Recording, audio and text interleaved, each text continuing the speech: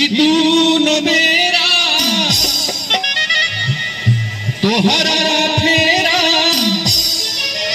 रहत बानी इंतजार में। एगो हम दिल हम जान तीनों तोहार है। एगो हम दिल हम जान तीनों तोहार है। ओ राम जी बड़ा दुख दीना तेरे मेरी सुध बिसराई मेरी नींद चुराई मेरा मुश्किल कर दिया जीना।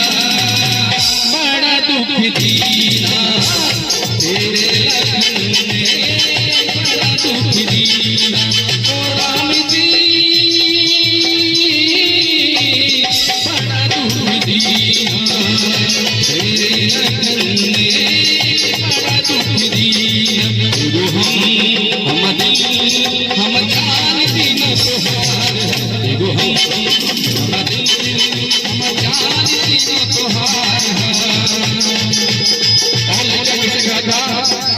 अरे देख गईलू पियो ये गोरी तोहर धरावल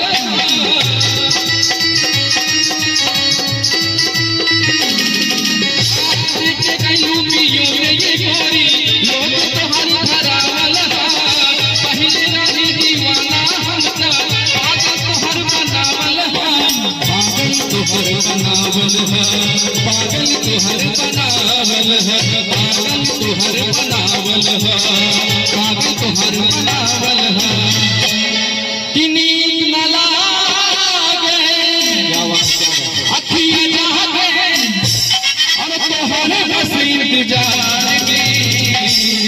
वो कहते हैं जब दिन में रात में नींद नहीं आएगी तो सोचेंगे तुम्हें प्यार करके लगी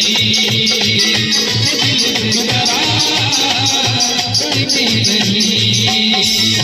यादों में बसाया तुमको ख्वाबों में छुपाया तुमको नींद में बसाया तुमको ख्वाबों में छुपाया तुमको मिलोगे हमें तुम जानम कहीं ना कहीं सोचेंगे तुम्हें प्यार करके नहीं दिल बेकरार करके नहीं।